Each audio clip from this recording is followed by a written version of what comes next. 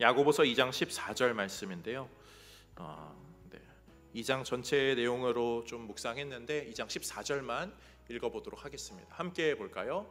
내 형제들아, 만일 사람이 믿음이 있노라 하고 행함이 없으면 무슨 유익이 있으리요? 그 믿음이 능히 자기를 구원하겠느냐? 아멘. 이 말씀으로 행하는 믿음이라는 제목으로 하나님 말씀 전하겠습니다. 음악이 잔잔하게 잘 나오고 있어서 이대로 설교해도 될 것 같지만 혹시 신경 쓰는 분들이 계실까봐. 네. 지난주에요, 설교가 마치고 1층에서 이렇게 인사를 하잖아요. 이렇게 가는데 성도님들 중에 그런 경우가 종종 있는데, 지난주 유달리 몇몇 분이 또 저에게 아주 밝은 웃음으로 목사님 은혜 받았어요 이러시는 거예요. 네. 뭐 평소에 그렇게 인사하시는 분들도 많지만 또 정말 그렇게 환하게 이렇게 인사해 주시는 것에 제가 참 힘을 얻어요. 격려를 받았어요. 위로를 받고 격려를 받고. 아무래도 목사는 이 설교자로 이렇게 신경을 많이 쓰이다 보니까 설교가 좀 예민하거든요. 어느 날은 이렇게 내려가서 오늘 망한 것 같은데 자책하기도 하고, 준비한 거를 충분히 전달하지 못한 것 같아서 속상하기도 하고, 그런 걸로 알게 모르게 스트레스가 있거든요. 그런데 지난주에 유달리 몇 분이 참 저에게 목사님 은혜 받았어요 뭐 이렇게 막 해주시기도 하고 하는데 정말 위안을 많이 받았습니다. 뭘 그렇게 호들갑을 떠는지 모르겠어요, 제가 그런 걸로. 그런데요, 사실 호들갑 떨만 하거든요. 우리는요, 익숙해져서 잘 표현하지 않을 때가 많아요. 저한테 꼭 해달라는 건 아닌데요, 익숙할수록 표현에 등한시하게 됩니다. 우리 배우자분들이 아침에 일어나면서 탁 일어난다고 깜짝 놀라서 사랑합니다, 당신이 있어서 행복합니다, 그렇게 인사하는 분들 계신가요? 익숙한 사람들끼리, 가족끼리 왜 이래 막 그러잖아요. 익숙하면 인사를 안 해요. 형제, 자매, 남매들끼리요, 이렇게 따로 성인이 돼서도 인사하는 경우 있나요? 왔어? 안녕하세요? 막 이렇게 잘 안 해요. 그냥 형제 남매는요, 자매는요, 그냥 눈인사만 하잖아요. 익숙함일수록 더 그러합니다. 그런 것이 우리의 삶의 영역에 많이 녹아져 있는데, 사실 인사도 그럴 수 있어요. 은혜 받았습니다. 익숙해서 난 오늘 은혜 받았으니까 그래서 안 하시는 분들도 있고, 인사치레로 은혜 받았습니다 이렇게 하시는 분들도 있는데, 사람은 영적인 동물이잖아요. 텍스트로 전달되는 게 아니라 마음으로 전달되는 게 지난주에 유달리 저에게, 제가 좀 곤궁했던 것 같아요. 저에게 탁 다가와서 힘을 많이 얻었습니다. 그런데 지난주 설교가 그렇게 은혜로웠잖아요. 네, 지난주 설교는 평범했습니다. 평범했는데 하나님께서 그분들의 마음을 만져주신 거죠. 저는 그렇게 늘 생각해요. 제가 죽을서도 하나님께서 만져주시면 참 은혜롭게 신앙생활이 되듯이 하나님께서 개개인의 마음을 만져주시지, 목사의 잘 준비됨도 중요하지만 하나님의 성령의 각각의 역사가 훨씬 더 중요하다, 저는 그렇게 생각해요. 그런 면에서 오늘 예배도 어떠한 말씀으로 우리가 받든지 하나님께서 만져주셔서 내 마음이 신앙으로, 은혜로, 하나님 말씀으로 채워지는 역사가 우리 모든 성도님들에게 가득하기를 주님의 이름으로 축복드립니다. 저는 정말 그런 마음이 있거든요. 제가 신학교 시절에 그런 꿈을 꿨어요. 한국 교회를 변화시키는 그런 위대한 설교자, 그런 설교자가 되어야겠다, 그런 마음이 어릴 적엔 있었습니다. 그런데 사역을 하면서 조금 원숙해진 거죠. 조금 성숙해진 거죠. 왜 설교자, 위대한 설교자가 되어야 하는가? 그게 아니라 위대한 설교가 남는 게 훨씬 더 중요하지, 꼭 내 이름이 남아야 되는 건 아니잖아, 이러면서 제가 조금 겸손해졌어요. 이 좀 거만을 떨어버리게 된 거죠. 그런데 이번 주 설교를 준비하면서 제가 그런 생각이 조금 더 성숙함으로 바뀌었던 것 같아요. 하나님, 우리 성도님들이 누구 목사님 설교 좋았는데 이렇게 기억되지 않고요, 이런 설교가 있었어, 누가 했는지 모르겠는데 이런 설교가 있었어 라는 것도 참 좋지만, 그것도 말고요, 설교 내용이 뭔지는 기억이 안 나는데 내가 그때 정말 은혜 받아서 내 삶이 바뀌었어, 저는 이 부분, 설교자도 아니고 설교도 기억에 안 남을지 몰라도 성도는 남는, 삶은 남는, 변화된 삶이 남는 그런 은혜 역사가 우리 교회에 신앙생활하면서 있으면 좋겠다. 하나님 그런 교회 되게 해주세요. 저는 그렇게 기도했습니다. 소망하기는 우리 교회가 그런 교회. 시대가 바뀌면 설교자도 바뀌잖아요. 그리고 수많은 설교들을 듣지만 어느 하나만 남는 게 아니라 나는 그렇게 들으면서 예배하면서 내 삶이 바뀌었습니다 라고 고백할 수 있는, 그것으로 하나님께 영광 올려드리는 우리 모든 성도님들 다 되시기를 주님의 이름으로 축복드립니다. 그런 면에서 오늘 설교는 사실 행동에 관련된, 삶에 관련된 야고보서 설교입니다. 지난주 믿음에 관련된 히브리서, 그리고 히브리서에서 말하는 그 믿음이 행동으로 이어진다라고 하는 야고보서, 우리가 성경의 후반부에서 항상 마주하는 본문들이 있는데요, 말씀으로 믿음이 우리의 삶을 바뀝니다 라고 하는 것을 부인하거나 거부하거나 모르는 분이 아무도 없어요. 그래서 저는 오늘 설교를 굳이 하지 않아도 오늘 설교의 모든 내용은 우리 성도님들이 다 아시는 내용입니다. 그런지라 저는요, 이 설교를 준비하면서 하나님 당위로 설교하지 않게 해주세요. 논리로 이러저러해서 이렇게 저렇게 해야 합니다, 이렇게 저렇게 바뀌어야 됩니다, 머리로 모르는 사람 아무도 없습니다. 제가 당위로 설교하는 것이 아니라 마음으로, 진심으로, 하나님의 영으로 설교함으로 말미암아 마음이 움직이는 그런 이 시간 되게 하여 주옵소서. 저는 그 마음으로 말씀을 준비했어요. 소망하기는요, 오늘 모르는 내용 없거든요. 그렇지만 하나님, 내가 이 말씀 듣고 내 삶이 하나님이 원하시는 방향으로 바뀌어지게 하여 주옵소서. 은혜로 고백하며 은혜 받는 우리 모두 되기를 주님의 이름으로 축복드립니다. 오늘 본문은요 이렇게 말해요. 14절 말씀이죠. 형제들아, 만일 사람이 믿음이 있노라 하고 행함이 없으면 무슨 유익이 있으리요. 믿음이 있으면 행함이 있어야 된다고요. 믿음의 삶은 행함으로 연결되어야 된다고요. 그런 면에서 저는 세 가지를 좀 묵상하는데요, 첫 번째로는요, 믿음으로 행한다는 거예요. 믿음의 행함, 믿음으로 행한다는 것. 우리가 지난주에 믿음에 관련된 이야기를 히브리서에서 했죠. 히브리서에서 믿음이 뭐냐라고 했을 때 그가 계신 것과 그가 자기를 찾는 자들에게 상 주시는 힘을 믿는 것, 그것이 하나님을 기쁘시게 하는 믿음. 하나님이 계신 것, 하나님이 계신 것, 이게 믿음의 아주 중요한 부분이라고요. 하나님이 계시다는 게 우리 안에 확실히 자리 잡고 있으면요, 우리의 삶이 바뀌게 됩니다. 죄악된 것을요 가까이 할 수가 없어요. 하나님이 살아계신데 우리가 어떻게 죄악된 것을 가까이 할 수 있습니까? 이 땅에 정의가 무너지고 있고 공의가 사라지고 있어도요, 그걸로 절망하거나 낙담하지 않아요. 하나님이 계시기 때문에 반드시 정의가 일어설 것이다, 반드시 공의가 다시 일어설 것이다, 우리는 확신하면서 정의의 삶을 추구하면서 살 수 있습니다. 행함은요, 믿음의 삶에 바로 자연스럽게 따라오는 거죠. 그래서 17절 말씀 이렇게 말하죠. 이와 같이 행함이 없는 믿음은 그 자체가 죽은 것이라고요. 하나님이 살아계셔, 하나님이 살아계신 하나님이 내 안에 있으면 내 삶이 살아있는 행동으로 이어집니다. 그런데 하나님이 계시지 않으면 하나님이 죽은 거나 마찬가지죠. 믿음도 죽은 거나 마찬가지고 내 삶도 죽은 것이나 마찬가지여서 바뀌지 않아요. 자라나지도 않고 변화도 없습니다. 사랑하는 성도님들, 하나님은 살아계신 줄로 믿습니다. 하나님은 계신 줄로 믿습니다. 그 생명력은 우리의 삶에도 연관되어 우리를 변화시키는 줄로 믿습니다.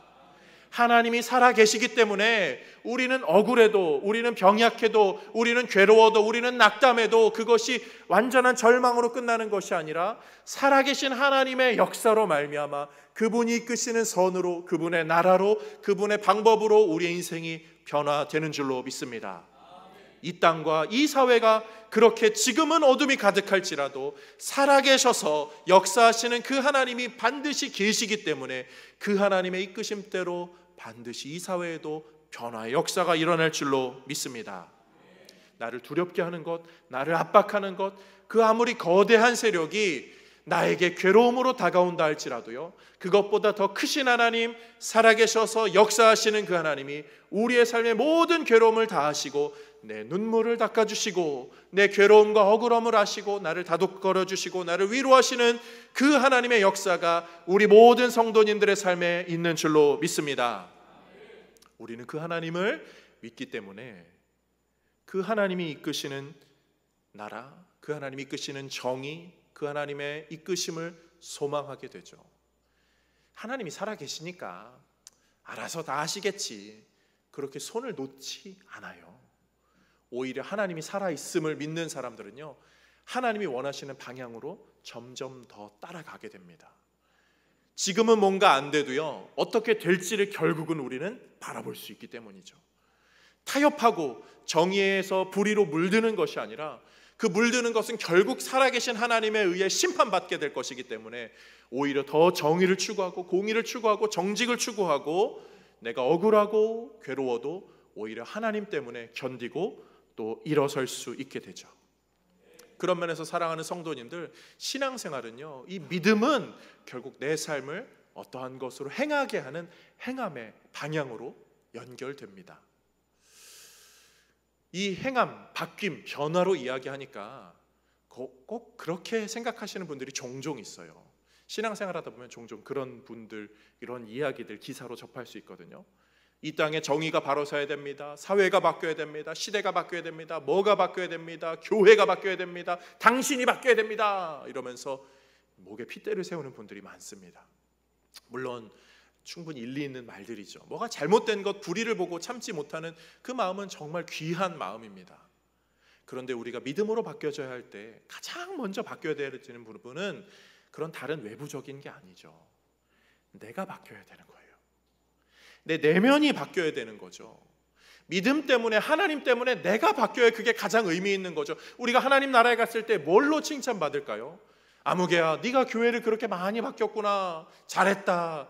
저는 그거보다 너가 바뀌었구나, 믿음이 너를 바꿨구나, 성령이 너를 바꿨구나, 말씀이 너가 바뀌었구나, 하나님은 내가 바뀐 걸로 가장 기뻐하시는 줄로 믿습니다.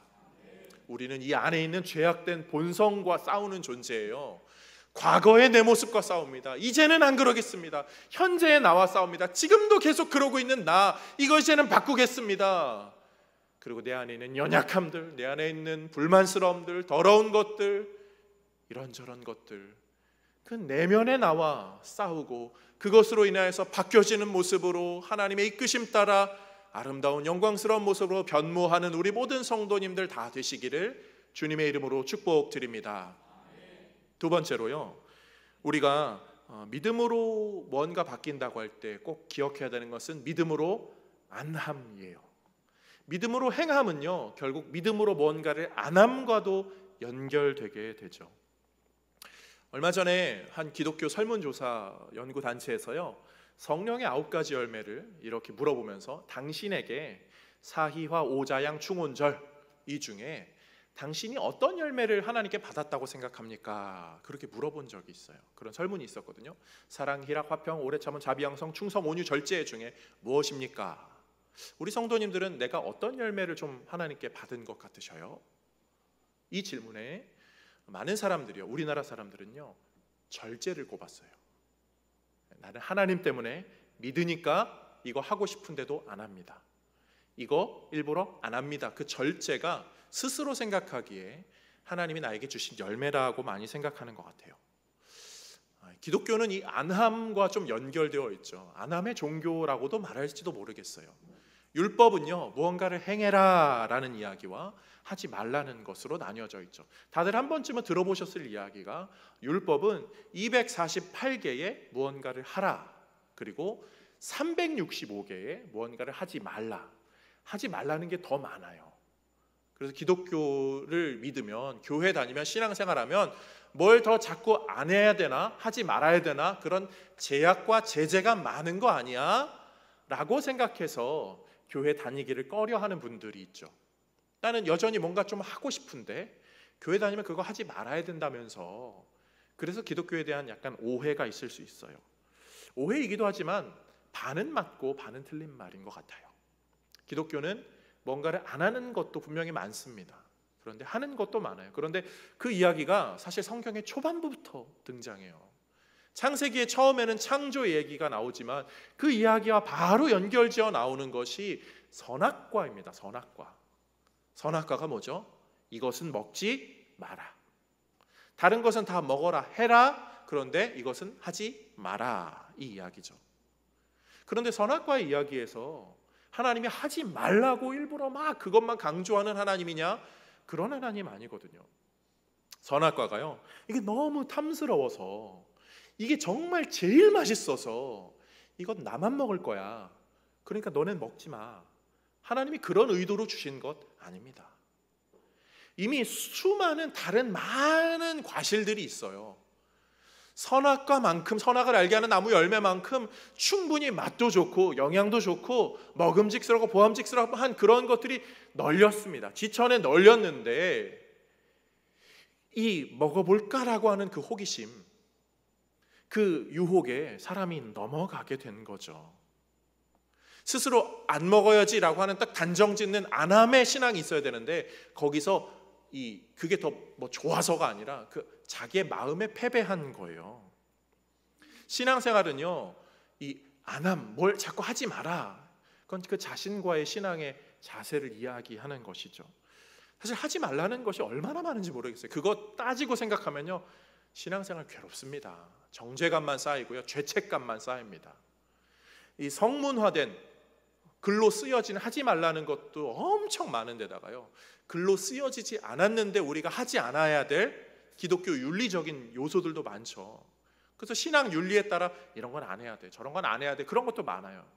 그리고 아디아포라라고 하죠. 애매한 영역이 있어요. 성경엔 나와 있지도 않은 단어, 그렇지만 우리의 삶에는 적용돼야 될 할 것과 하지 말 것. 우리 카메라로 촬영되는 이 온라인 예배는요, 해야 되는 것입니까? 하지 말아야 되는 것입니까? 이거 딜레마일 수 있거든요. 교회가 온라인 예배를 왜 방송을 촬영을 해야 되죠? 이거 있으니까 성도님들이, 신앙생활 하는 분들이 나 교회 안 나가, 그냥 오늘은 온라인 예배를 드릴래, 이 약간 여지를 주는 거잖아요. 그런 면에서 이거는 없어져야 되는 거 아닙니까? 라고 생각할 수 있지만, 정말 피치 못할 사정에 계신 분들, 저희 교회도 그런 분들 계시거든요. 해외에 나가신 분들 중에요, 정말 그 지역에 이 한인 교회가 없대요. 그래가지고 저희 온라인 예배를 드리신다는 분들, 그런 분들도 있거든요. 그런 분들에게는 이게 너무나 귀한 창구가 되는 거죠. 그런데 어떤 분들에게는요, 갈 수 있는데 그냥 온라인 예배 할래 라고 하면 이건 죄악의 도구가 되는 거잖아요. 해야 되나 하지 말아야 되나 그 애매한 경계선에 있는 것들이 있어요. 그런데 저는 여기서 구체적으로 우리 성도님들에게 이거 하세요, 저거 하지 마세요, 제가 하란다고는 하시겠죠. 근데 하지 말라고 해서 그게 조절이 되거나 그렇게 되기는 참 어려운 것 같아요. 저는 좀 더 근원적인 걸 말씀드리고 싶어요. 다 아시거든요. 뭘 하고 뭘 하지 않는 게, 무엇이 덕을 세우는 것이고 무엇이 오히려 그리스도의 이름을 더럽히게 하는 것인지는 스스로 잘 압니다. 근데 우리가 여기서 신경 써야 될 것은요, 내 마음을 좀 보자는 거예요. 여기에는 안 계시니까 제가 좀 편하게 이해할 수 있는 건요, 마약에 중독된 분들, 그런 분들에게 그 마약의 초창기 때 그런 마음이 든다고요. 해보니까 하니까 제가 뭔가 되게 익숙한 것 같은데 저는 그런 사람 아닙니다. 해보니까 내가 조절할 수 있을 것 같아. 내가 한 몇 번만 해보면 경험 삼아 그냥 해봐도 다음부터는 안 할 것 같아 라고 해서 시작하게 됐는데, 나중에는 그게 없어서 못 산다는 거죠. 사람의 마음이 그렇거든요. 몰라서 안 하는 게 아니라, 그리고 컨트롤 할 수 있는데 안 하는 게 아니라, 처음에는 할 수 있을 것 같은데 못 하는 거예요. 우리의 그런 나약함은, 우리의 죄성은요, 우리의 본성은요, 아주 교묘하게 그렇게 우리를 끌어내리거든요. 발목까지 잠긴 늪은 얼마든지 나올 수 있을 것 같지만 종아리, 허리로 들어가면은 못 나오게 되는 거예요. 그런 면에서 우리가 안함이라고 할 때는요, 선을 긋는, 내 스스로의 이거는 하지 말아야겠다라고 하는, 내 신앙으로 이건 하지 말아야겠다는 의지적인 결단들이 우리 신앙생활 가운데 있어야 한다는 사실. 내가 이런 것을 자꾸 타협하지 말아야겠다라는 그 마음이 우리 안에 있어야 한다는 사실이에요. 그런 면에서 오늘은 한 가지 정도는 우리가 구체적으로 좀 나누면 좋겠는데요, 그것은 야고보서에서 계속적으로 이야기하는 말에 관련된 겁니다. 적어도 말만큼은 좀 안 할 것은 안 하는 것. 야고보서 1장에는요 이런 이야기들이 나와요. 19절과 26절만 두 절만 읽어볼게요. 내 사랑하는 형제들아 너희가 알지니 사람마다 듣기는 속히하고 말하기는 더디하며 성내기도 더디하라. 말하는 것 좀 더디하라고요. 26절 누구든지 스스로 경건하다 생각하면 자기 혀를 재갈 물리지 아니하고 자기 마음을 속이면 이 사람의 경건은 헛것이라. 침묵이 영성이다, 이런 말 들어보신 적 있으시죠? 침묵이 곧 영성입니다. 내가 얼마나 침묵하느냐, 이게 나의 신앙 상태를 잘 나타내는 거예요. 우리는요 오늘도 청년들과 이 예배 전에 잠깐 교제하면서 그런 얘기 하더라고요. 뭐 사람들이 옆에 지나가는데 자기가 아는 대화의 주제가 나온 거죠. 근데 그거를 사람들이 막 이야기를 하고 싶고 알려주고 싶은 거예요. 뭐를 잘 몰라서 막 헤매는데 알려주고 싶은 거예요. 입이 근질근질하다는 표현 하잖아요. 우리 사람들 이번에 추석에도 가족 친지들이 모이면요 이런저런 얘기 나옵니다. 그런데 뭔가 내가 더 많이 알고 뭔가 내가 더 한마디 거둘 수 있는 이야기가 나올 것 같으면 그 이야기가 탁 나오는 순간 우리 입은요 근질근질하게 돼요. 입이 근질근질해서 참을 수가 없는 거죠. 이 가려우면 못 참잖아요. 목이 몰리면 못 참듯이 입이 근질근질합니다. 그만큼 우리의 입은요 자꾸 뭘 말하고 싶어요. 그런데 침묵이 영성이에요. 이 말 다스리는 거 굉장히 어려운 일입니다. 말 버릇이라는 단어가 있어요. 버릇은요 정말 안 고쳐지잖아요. 제가 왼손잡이거든요. 지금도 밥을 왼손으로 먹어요. 그런데 어릴 적에요 이 왼손의 버릇 고치시려고 뭐 저희 부모님 저희 뭐 거의 뭐 할아버지 할머니까지 동원돼 가지고 왼손으로 밥 먹지 말아 해서 저는 왼손 먹다가 오른손 먹다가 글씨 왼손 썼다가 오른손 썼다가 그래서 제가 감사해요. 오히려 더 똑똑해졌구나. 근데 중요한 건 안 고쳐졌어요. 이 버릇, 왼손 버릇은요 안 고쳐졌어요. 버릇은 정말 안 고쳐지잖아요. 우리 말버릇이요 정말 안 고쳐집니다. 근데 침묵이 영성이에요. 우리 예수님이 그것을 참 잘 보여주신 것 같아요. 예수님은요 말을 막 하지 않으셨어요. 말을 참 아끼셨던 분이에요. 가룟 유다가 예수님과 이렇게 대화를 하다가 누가 나를 팔 것이다, 나는 팔아 넘겨질 거야 라고 했을 때 예수님이요, 제가 예수님이었다면 입이 근질근질해서 참지 못했을 거예요. 야, 말 잘했어. 가룟 유다가 예수님 저는 아니죠? 이렇게 물어봅니다. 표정이 저는 이렇게 약간 이렇게 뱁새는 저는 아니죠? 이렇게 했을 것 같거든요. 그러면 야, 말 잘했어. 너야, 너 때문에 내가 3년간 얼마나 내가 참았는데, 너 때문에 내가 머리가 빠졌어. 막 이렇게 예수님이 저는 그랬을 것 같아요. 근데 예수님은 그 근질근질 다 참으시죠. 그냥 한마디, 네가 말하였도다. 그리고 아무 말 안 하세요. 빌라도의 법정에서도요, 뭐 신성 모독이니 하나님의 아들이니 막 이렇게 할 때 예수님께 딱 물어봅니다. 그럼 예수님이 막 옷을 찢으면서 갑자기 눈에서 번개를 쫙 쏘면서 자, 물벽 일어서 하늘의 천군 천사 내려와. 내가 하나님의 아들이다. 답답해서 못 믿겠. 저라면 그렇게 했겠죠. 그런데 예수님은요, 네 말이 옳도다 하고 딱 아무 말도 안 하세요. 예수님은 침묵의 영성으로 그 시절을 싹 보내십니다. 예수님만큼 잘 침묵하는 분이 누군지 아세요? 우리 하나님이세요. 야속하리만큼 침묵하세요. 그분은. 하나님 이것 좀 들어주세요. 하나님 제발요, 제발요. 하나님 살아계십니까? 하나님 어디 계시는 거예요? 나 좀 도와주세요. 그렇게 간곡히 외칠 때도요, 때로는 정말 야속하리만큼 하나님은요 침묵하세요. 그런데요, 그때는 이해가 안 되는데 시간이 지나가면서 그 침묵이 나를 더 성숙하게 했음을 우리는 알게 돼요.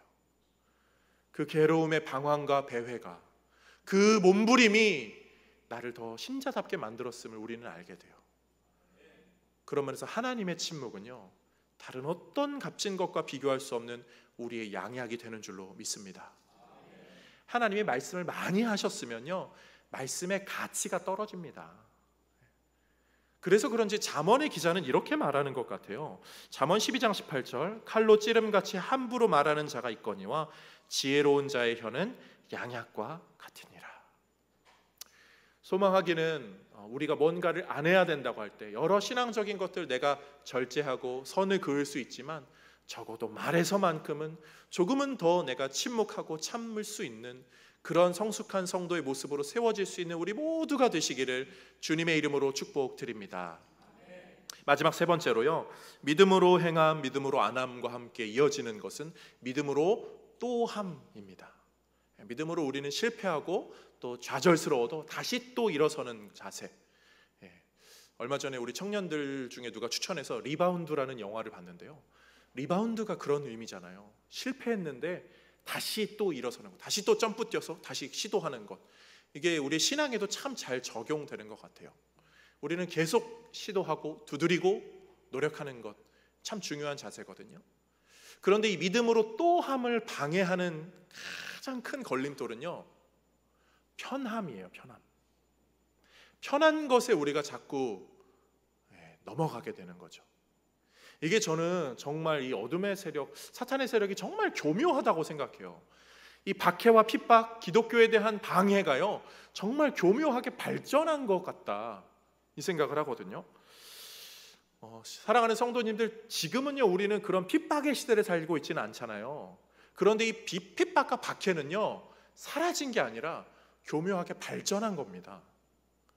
사실 지금도 박해는 생길 수도 있다고 생각하는 분들이 있어요. 모르죠. 북한이 어떻게 할지, 아니면 세계 전쟁이 일어날지 이런 거 모르지만, 정말 더 긴급한 영역은 문화의 영역이기도 하고, 요즘에 인천에서도 막 그 동성애 집회 이런 거 막 나오잖아요. 굉장히 염려되는 부분들이죠. 자녀손들의 문화가 정말 거기는 완전히 반기독교적인 영역이 굉장히 강하거든요. 그런 것도 있고, 이슬람 문화, 이슬람은요 퍼센테이지가 이렇게 올라가고, 우리나라가 좀 위험한 것이 출산율 때문이죠. 이슬람은 다자녀 많이 낳거든요. 그걸로 거기는 점점 많아질 수밖에 없어요. 그런데 퍼센테이지가 높아지면 이슬람은 자신들의 색채를 드러냅니다. 자신들의 그런 교리에 따라서 자신의 문화, 자기의 그런 신앙적인 그게 훨씬 더, 사회법이나 이런 것보다 훨씬 더 강하죠. 거기에는 성전 개념이 있어서 다른 종교들, 다른 민족들 인정하지 않아요. 그래서 사실 그런 박해에 대한 두려움 때문에, 걱정 때문에 정말 일선에서 선교하는 분들도 있습니다. 근데 우리는요 그것에 너무 좀 무뎌져 있어요. 그런데 박해가, 기독교 탄압, 핍박 이런 게요 사라진 게 아니에요. 정말 그거는 교묘하게 발전합니다. 지난주에도 그 이야기를 좀 드렸잖아요. 그 침묵이라는 책, 오늘은 그 이야기 조금 하면은 좋을 것 같은데요. 거기서도 처음에는 그 성화를 밟지 말라고 하는 걸로, 밟으면 색출이었지만 거기서 발전한 것이, 거기서 밟는 걸 머뭇거려도 걸려서 색출되는 거잖아요. 일본에서 이미 기독교 탄압의 문화가 점점 발전해 와서, 그것이 발전되어져서 임진왜란 이후에 우리나라 일제강점기 이럴 때 기독교 탄압이요, 일본이 그냥 만들어낸 것이 아니라 자기네 역사 속에서 그거를 이미 발전시켜온 기독교 탄압이 우리나라에까지 오게 된 거죠. 그래서 막 이것저것 물어보기도 하고, 지금도 이 북한에 그런 서로 감시하는 체제들 있죠. 5가정씩 묶어가지고 서로 감시하게 하고, 그런 반적이 세력으로 찍히게 되는데, 만약에 이 5명 중에 누가 한 명이 잘못해요, 그 자기네 북한에서, 제가 북한이라고 얘기해도 되나요? 유튜브 저쪽 위쪽에서 나머지 그럼 4명이요 이 사람을 신고하지 않으면, 이 사람을 신고하지 않았는데 이 사람이 외부에 의해서 딱 걸리게 되면요 5명이 같이 처벌받게 됩니다. 그런지라 서로 이 경계하면서 믿지 못하는 그러한 사회 구조 속에서 지금도 북한의 신앙인들은 그런 면에서 신앙을 지키고 있어요. 그런데 이게 사실 일본의 이미 기독교 탄압 시절에 만들어진 거예요. 정말 교묘하게 기독교 탄압이 발전해 왔습니다. 그런데 지금은 어떻게 되는지 아세요? 지금은요 그게 훨씬 교묘해져서 우리에게 편함으로, 야 그렇게 열심히 해야 돼? 굳이 그렇게 해야 돼? 조금 덜 열심히 해도 괜찮잖아, 이런 식으로 우리의 마음을 뒤흔드는 거죠. 침묵이라는 소설에요 한 등장인물이 있어요. 기치지로라는 인물인데, 그분이 자신의 가족들이 같이 예수를 믿었어요. 그런데 기독교인인 걸 걸려서 자신의 형제 자매들 그리고 자신의 부모가 화형을 당합니다. 그걸 봐요. 트라우마가 엄청난 거죠. 근데 마음의 한쪽에는 믿음이 있어요. 선교사님을 만났을 때 저 신자입니다 라고 하고, 선교사님이 그 일본에 왔을 때 그 일본의 기독교 마을로 안내도 해주고 막 그래요. 그런데 일제 탄압이 또 시작되자, 그 정부의 탄압이 시작되자 바로 배교해서 어디에 기독교 마을 있습니다, 어디에 신부가 있습니다 해가지고 앞잡이 노릇을 하게 돼요. 그리고 기독교인이 탁 잡혔을 때 성화 딱 놓고 걸으면 살려줄게 할 때 이 기치지로라는 인물이 가장 먼저 걸어요. 그냥 가차없이 주저없이 밟아버립니다. 그래서 자유의 몸이 돼요. 나머지 사람들은 다 잡혀가죠. 그런 가운데요, 이 기치지로라는 인물이 또 다시 등장해서 선교사님, 저 회개기도 좀 할게요. 저 좀 용서해 주세요. 이러는 거예요. 그랬다가 또 회개기도 하고 저 그리스도인입니다 라고 해서 또 잡혀가고, 또 사람들 막 잡혀있을 때 가장 먼저 또 그 밟으라고 할 때 또 1등으로 밟고 나가고, 그런 모습으로 삽니다. 없으니만 못한 정말 나쁜 그런 놈이잖아요. 그런데 그가 그렇게 말해요. 한 장면에서 그래요. 나도 그런 수십 년 수백 년 전에 기독교가 활성화되었을 때, 편하게 예배 드릴 때 나도 그때 태어났으면 나 그런 지금 이런 신자 아니었을 거예요. 나 이런 부끄러운 모습으로 안 살았을 거예요. 나 그때 태어났으면 나 괜찮은 성도로 평가받았을 거예요. 그 이야기를 하는데 제가 거기서 넘기지를 못하겠더라고요.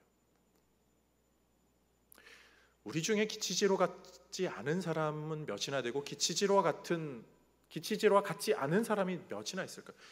사실 총칼이 눈앞에 있고, 사실 저도요, 그게 얼마나 교묘한지, 저에게 막 목에 칼이 들어와서 너 예수 믿는 거 부인하면 살려줄게 하면요, 어쩌면 저는 조금, 제가 만약에 아닐 것 같기도 하지만 제가 조금 그 순간에 용기가 있으면요, 저는 부인할 수 없습니다 라고 해서 댕강 잘려 죽으면 천국 갈 거니까 저는 그렇게 할 수 있을지도 모르겠다 생각해요. 그런데 만약에 저에게는 저에게 진수성찬, 며칠 굶었는데 진수성찬 쫙 놓여져 있고, 저기서는 제 처자식들과 가족들이, 우리 교회 성도인들이 막 고문당하고 있으면서 너가 이거 먹으면서 신앙 딱 배교 한 번만 형식적으로 나 예수 안 믿습니다 라고 하면 저 사람들 다 풀어줄게. 그럼 저는 어떻게 해야 돼요? 내 신앙 지키자고 다 죽입니까? 기치지로는 그런 이야기를 하는 거죠. 그리고 이 침묵의 소설에서도 그 이야기를 하는 거예요. 우리 다 그런 존재거든요. 압박이 교묘하게 우리를 옥죄면요, 그거 사실 내 신앙 때문에 다른 사람이 죽는 게 아니라 그거는 정부의 탄압이 문제인 거잖아요. 근데 진짜 교묘하게 우리를 핀치로 몰아넣으면요, 우리 중에 아무도 내 신앙 자부한다, 그 다른 누군가 손가락질하고 이렇게 할 사람 없어요. 사랑하는 성도님들, 기독교 박해는요 진화하고 있습니다. 내 신앙을 뒤흔드는 악한 영적인 요소들은요 정말 교묘하게 우리의 신앙을 나도 모르는 사이에 다 젖어들게 했어요.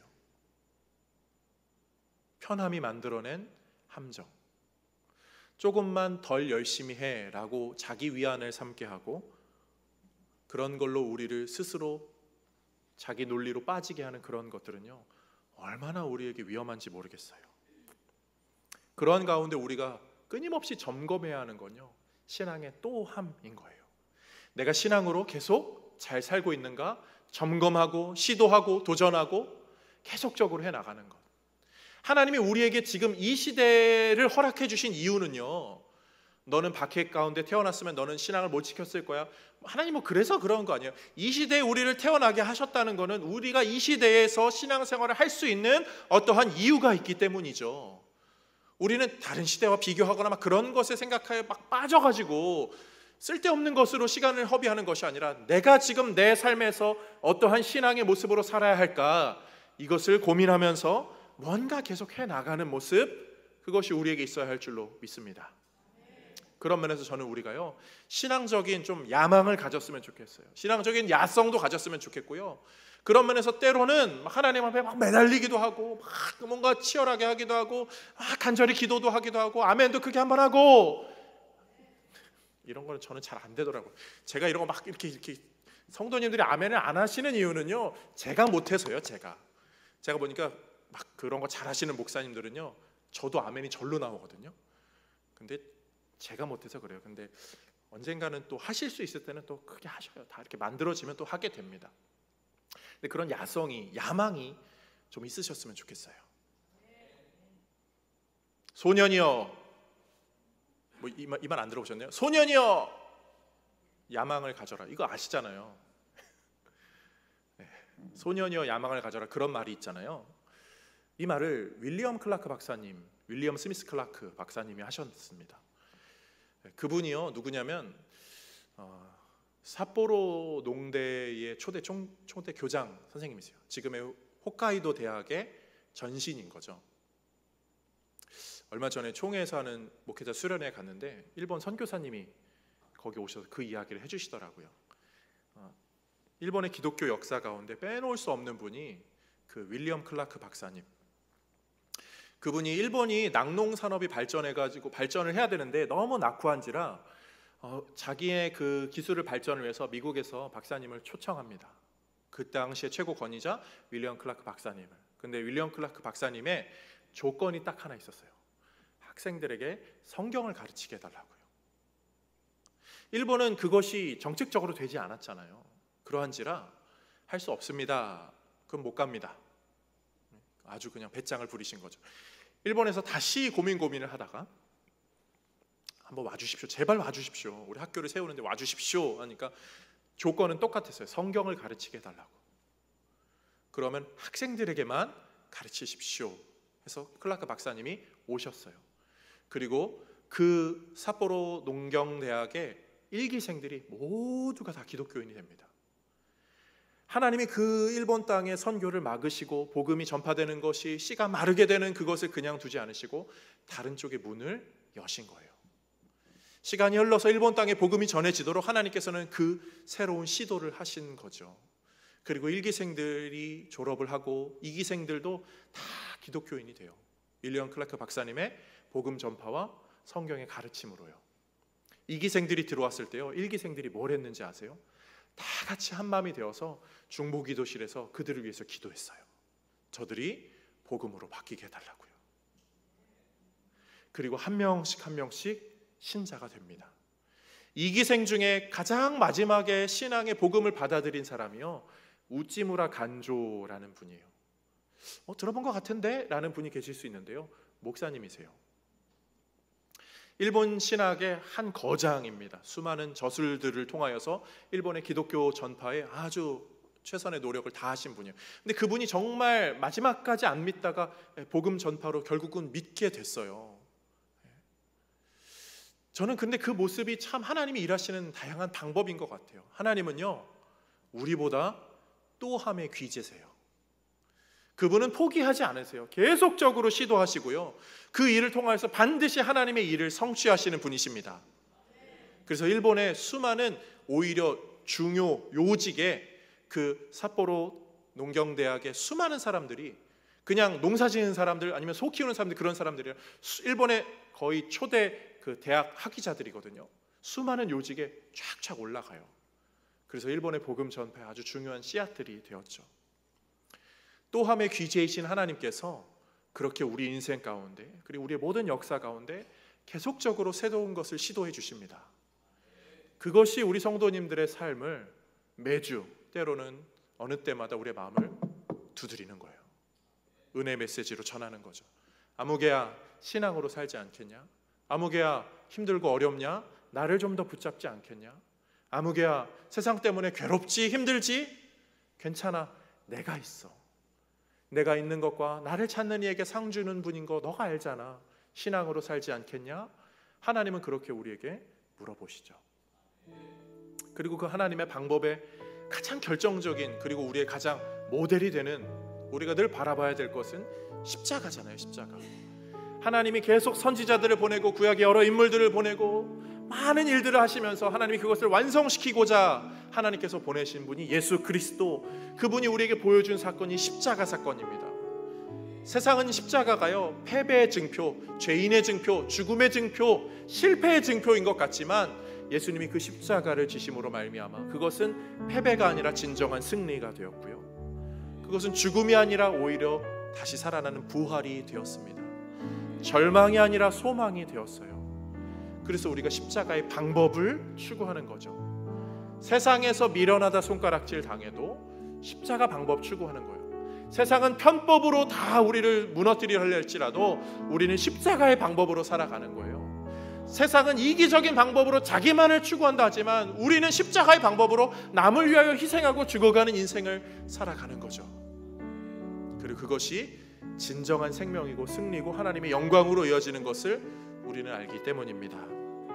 그런 면에서 사랑하는 성도님들, 우리 돌아오는 한 주간 또 우리의 삶, 우리의 모든 가정들, 삶의 영역, 가족, 친지들과 만나는 추석 연휴의 생활 동안에도 십자가의 방법을 마음에 더 새길 수 있는 우리 모두가 되기를 주님의 이름으로 축복드립니다. 어쩌면 우리는 이번 주간이 또 다양한 편함으로 유혹을 받는 그런 주간일 수도 있어요. 연휴이기 때문에 더 신앙적이지 못할 수도 있거든요. 연휴이기 때문에 가족 친지와 어울리느라 하나님을 더 떠올리지 못할 수도 있거든요. 우리의 그 틈을 사탄이 비집고 들어올지 모르겠어요. 그럴 때마다 주님, 저는 믿음으로 행하고 믿음으로 안 하고 믿음으로 또 하겠습니다. 이 신앙으로 세워지는 주의 도움받는 우리 모든 성도님들 다 되시기를 주님의 이름으로 축복드립니다. 우리 그 마음으로 함께 찬양하며 나아가겠습니다. 나의 힘이 되신 여호와여, 나의 힘이 되신 여호와여,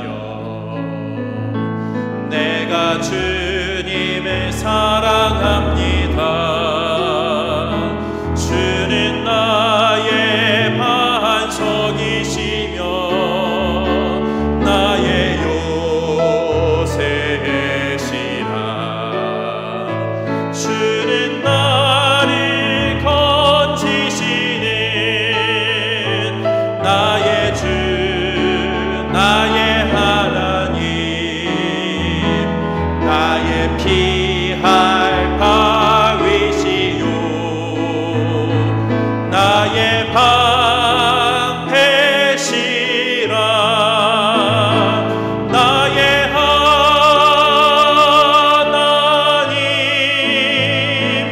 나의 하나님,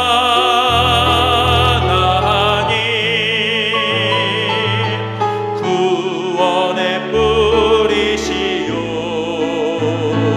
나의